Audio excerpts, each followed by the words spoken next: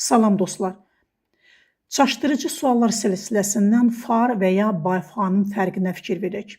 Fa müqayisə dərəcəsində işlənir. Fa nicer, far better, çox daha qəşəng, yaxşı mənasında. Daha sonra by far ifadəsi vardır. Bu isə üstünlük dərəcəsində işlənir. Deməli, by sözününlə işlədikdə struktur belə olacaq. By far plus D plus üstünlük dərəcəsi və ya D by far üstünlük dərəcəsi.